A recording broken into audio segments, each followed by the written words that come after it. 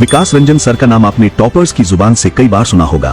Vikas Ranjan sir Vikas Ranjan sir Vikas Ranjan point of Vikas Ranjan sir की Vikas Ranjan sir की Vikas sir From Vikas Ranjan, I Vikas Ranjan sir for giving me direction. उनकी sociology guidance ने अनेक UPSC aspirants के सपनों को हकीकत में बदला है। अभी तक चाहे बात हो ऑफलाइन क्लासेस या रिकॉर्डेड सेशन की, उन्होंने हर फॉर्मेट में एक्सीलेंस डिलीवर किया है और इसी वजह से कई टॉपर्स उनके स्टूडेंट्स रहे हैं। लेकिन अब वक्त है एक नए चैप्टर का। स्टूडेंट्स की लगातार डिमांड को ध्यान में रखते हुए ट्रायम्फ आईएएस पहली बार लेकर आ रहा है एक exclusive live batch socio life online tablet course. ये बैच होगा पूरी तरह से लाइव। यहाँ मिलेगा आपको डेली रियल टाइम इंटरेक्शन और विकास सर से डायरेक्ट मेंटरशिप। चाहे आप फ्रेशर हो या एक्सपीरियंस्ड एस्पिरेंट, ये बैच आपकी प्रिपरेशन में एक नई जान डाल सकता है और एक सच्चा गेम चेंजर हो सकता है। ज्यादा जानकारी के लिए तुरंत विजिट करें ट्रायम्फ आईएएस वेबसाइट और नीचे दिए गए नंबर पर कॉल करें। Don't wait now, let's go live with socio life online tablet course.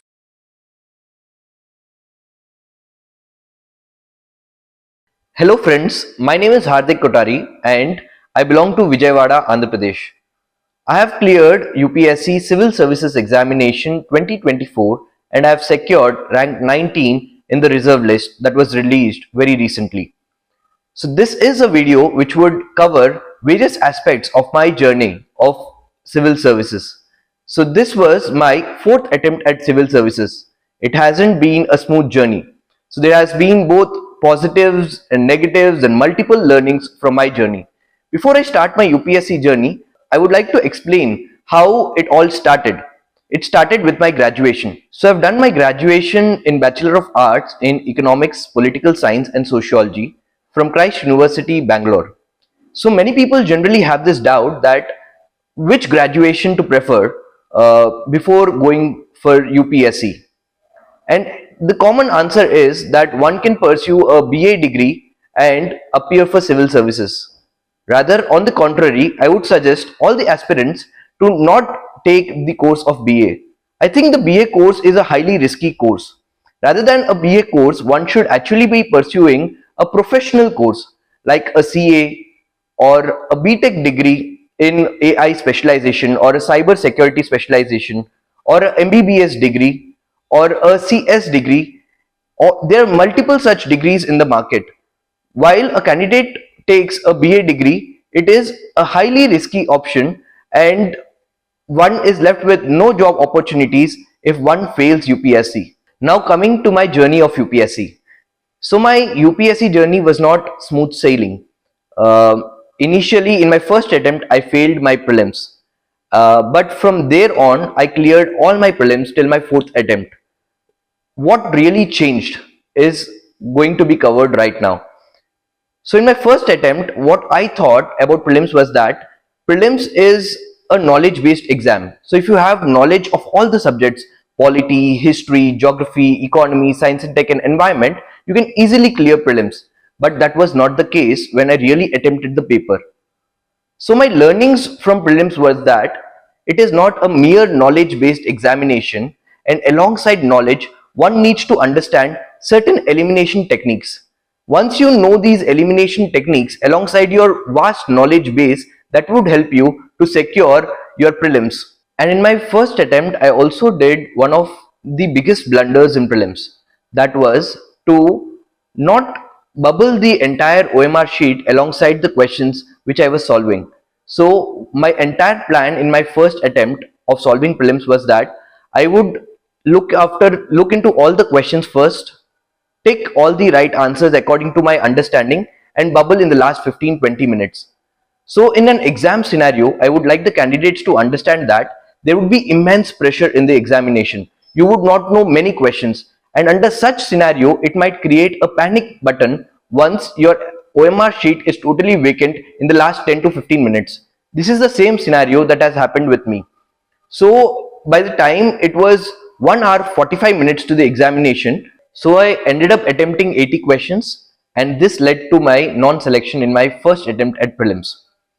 But later on, in my successive attempts, in my second, third and fourth attempt, I was comfortably clearing prelims. So what did really change in my prelims strategy that led me clear the entire prelims paper thereon? The first thing that I changed was the OMR filling. So once I Solved the first question, I solved the OMR sheet. Second question, then put the OMR bubble. That is how I did my time management. There was no first reading, second reading and third reading of the prelims papers. There was only one reading. Once I saw a question, I never saw that question back. I bubbled and I went forward. So this saved a lot of time. This led to an affirmative action that I was solving more and more questions. And now, how to have such a high attempt in UPSC wherein you are able to confidently attempt 90 plus questions in the examination. In an exam scenario wherein there are 100 questions, 30 questions is what a serious candidate can actually solve sure shot. But for the rest of the questions, for the rest of the 60 plus questions which a candidate needs to solve, what should be the approach? So in the rest 70 questions, the 30 to 40 questions, one can use elimination techniques of removing extreme statements. Like some statements will have only, all, any, which are extremely worded statements. These statements can be eliminated to reach to a scenario wherein you are left with two options. And when you are in a scenario wherein two options are left, attempt that question. When you are attempting that question, you would be ending up solving roughly around 75 questions in the paper. Now you will be left with questions wherein you are able to eliminate only one option, which is an irrelevant option to the question probably. And such questions would be roughly around 15 to 20 questions. When you are able to eliminate one option, you are left with three options. Attempt these questions also. And once you attempt all these questions, you will be able to attempt roughly around 90 to 95 questions. This is actually required in the current pattern of UPSC prelims, wherein a candidate has lesser idea of the short questions. And once you have lesser idea of questions, it is required that the candidate takes risks and solve more and more questions to increase his chances of clearing prelims. So one more mistake that I did in my first attempt was that I solved only one test series and didn't check the PYQs. So this was a major blunder which I rechecked and recorrected in my further attempts, which led me to clear prelims in the successive attempts, in my second, third and fourth attempts. So I used to take these sectional tests of vision, which were 23 tests in all, and also attempt various other full-length tests of various coaching institutes. So I used to take 5 tests of Vajiram, 5 full-length tests of Vajiram, 5 full-length tests of Shunya IAS, 5 full-length tests of Forum IAS, and 5 full-length tests of any other coaching institute like IAS Baba. So if you can actually solve all the 23 sectional tests of Vision IAS plus 5 full-length tests of various other coaching institutes, then I think that would be an ideal simulation which can help you clear your prelims.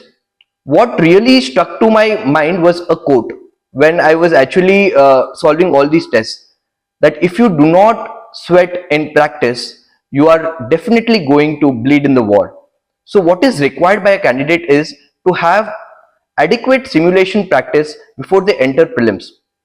Alongside the test series, a candidate should also understand the relevance of PYQs. So what does PYQ do? PYQ provides one a manual on how UPSC is going to ask questions in its next year. So in the PYQ, what I understood was that in the 100 questions that were asked in prelims, there were 20 questions that would be asked in polity section, 20 questions would come from the economy section, 20 questions would come from the environment section. So 60 questions are going to come from these three components, and then 20 questions are going to come from the history component. This would mark the 80% of the paper. So 80 questions are going to come from this domain, 10 questions from geography and 10 questions from science and tech. So the PYQ analysis helped me understand the criteria and the weightage of each and every subject for prelims. So in the polity segment, I also understood that in those 20 questions, what were the major sub-themes in which UPSC is interested in asking questions. The first theme that I identified was Parliament, then fundamental rights, preamble, DPSP. These were the recurring themes across all the years in the prelims papers. Then comes the segment of economy. So in economy, most questions revolved around banking segment, and questions were also conceptual in nature. So if you understood the concept of say inflation, UPSC will ask you how is inflation affecting the economy? Is inflation having a positive impact or a negative impact in many scenarios? So it is going to be more conceptual in nature when it comes to the economy segment. Then comes the environment segment. In the environment segment, the major focus of UPSC is around Indian legislations. So in Indian legislations, what is important? So the Wildlife Protection Act 1972, Environment Protection Act 1986, and the Forest Rights Act 2006. These were the major recurring themes in the environment segment. Also, the international conventions of UNFCCC were the important topics that were covered in UPSC in successive years. So the PYQ analysis overall helped me understand the major themes in which UPSC is asking questions. Once you know these themes, you can revise these themes effectively, and this can help you clear your prelims paper by understanding where the focus of UPSC is. So analyzing the PYQ questions will also tell you one critical fact, that the nature of questions are of two types. The first nature of question is static questions, and the second nature of questions is the current affairs questions. So majority of the candidates are generally confused of how to do current affairs for the prelims examination. So my initial strategy was to take in a magazine of a current affairs. So I took the Vision magazine current affairs, and I made short notes of each and every month. So I took monthly magazines of January, February, March, April, May, June. So for the entire span of say 15 months before the examination, I took all those magazines, and for each and every magazine, suppose I took a magazine of January. So in this magazine, I converted this magazine of say 100 pages into 3 pages short notes. Similarly for all the magazines of all the months. So it became roughly a 45 pager note, and I used to revise these notes effectively before my first attempt. What I realized that this was not a better exercise at understanding current affairs and all. This was a mere rote learning exercise wherein I was reading multiple number of facts without having an actual understanding of current affairs. So now the question arises in my mind, so where to do current affairs from? If not magazines, what is the next best alternative? The best way to do current affairs is to read the newspaper daily. So now, which newspaper to read? Some would suggest the Times of India, some would suggest the Hindu, but I read the Indian Express paper. Indian Express paper, I found that the paper was very brilliant in terms of my UPSC preparation, because it gave me a neutral point of view rather than a left wing or a right wing point of view. And also the explained part of the Indian Express paper was in the question answer format, which led me to understand various facts of a particular topic. So I feel that the candidates, rather than approaching a current affairs magazine, the best way to do current affairs is to read the newspaper. So after current affairs, we come to the second most important part, or rather the first most important part, which is the static syllabus. So if someone tells me to weigh between current affairs and static syllabus when it comes to the UPSC preparation, my understanding says that your focus should be on the static syllabus first. Because current affairs is very vast, you cannot read each and every aspect of current affairs. But on the static syllabus, you can have a firm hold on static syllabus. And if you are good at your static syllabus, you will be easily able to clear prelims with a margin and probably clear the forest cutoff too. So where do you cover this static syllabus from? When it comes to polity, Lakshmikant was my source. When it comes to history, the NCERT books of 6th, 7th, 8th, and then 11th and 12th NCERTs were very helpful. And also the fine arts NCERT of 11th standard. When it comes to environment, I didn't find the book of Shankar IAS, which many people refer, very interesting, but I referred to a La Excellence PDF of 60 pages when it comes to environment. That was more than enough for actually having a very good perspective on environment. Next, on geography, many people generally tend to read the GC Leong geography, but I've never read the GC Leong book. I have rather read the 11th and 12th NCRTs and also took lectures of Rishikesh Dudawat sir, which helped in gaining a very good conceptual clarity in geography. So polity is covered, history is covered, geography is covered, and environment is covered. And for economy segment of it, my preparation revolved around the lectures of Mrunal sir, who teaches in an academy, and that helped me gain a good hold in the static syllabus. So once you're done with your static syllabus preparation of short notes of each and every topic of say history, economy, polity, geography, environment, and science and tech, the next ideal step should be to challenge yourself whether you have a clear understanding of this static knowledge. And how can we challenge ourselves? This can be done by solving more and more sectional question papers. This sectional question papers, I generally took the question papers of Vision, which has 23 sectional papers in all. So it had 5 polity sectionals, 5 history sectional papers, 4 geography sectional papers. So in all there were 23 sectional papers. I used to solve these papers and strengthen my static knowledge. And in this process, while solving the paper, I used to commit a lot of errors. So these errors I used to actually mention in an error sheet. I used to mention, so in the first test, if I've done 30 errors, I used to mention these 30 mistakes in an error sheet in an A4 size paper, and I used to revise these papers effectively as well. And also while solving the sectional papers, if I used to commit a mistake in one particular topic a multiple number of times, then I used to revise that topic from the core book again. So if suppose I'm committing a mistake on 5th and 6th schedule, so I used to again go back to the Lakshmikant book and read the 5th and 6th schedule completely and then attempt the paper once again. So this helped me gain a very good foothold over the static syllabus, and I also request the candidates can also make an advantage of solving the static syllabus through sectional tests. So now UPSC is rapidly changing its pattern when it comes to the prelims point of view.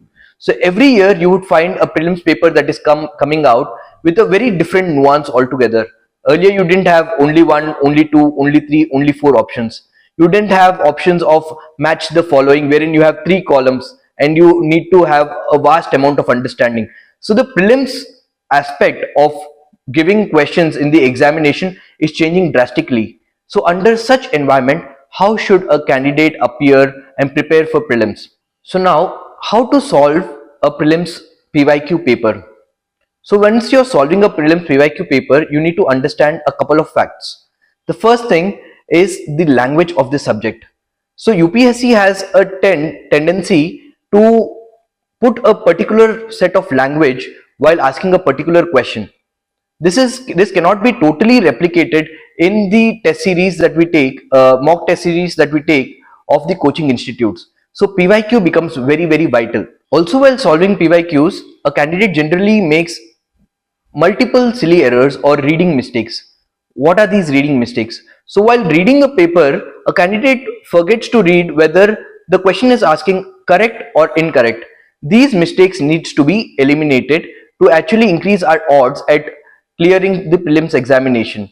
Also, some of the questions can also be solved via the options. So in UPSC, you will have 4 options.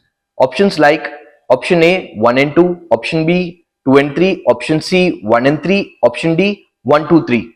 So when you have this nature of options, if you eliminate one option also among the 1, 2, 3 options that are already given, then you can reach an answer. So this thing is also a very vital thing which candidates need to keep in mind. Also, an important factor while appearing in your prelims paper is that in each and every year, 20% of the paper will be a different paper, a kind of paper which you would have never expected. Under such scenario,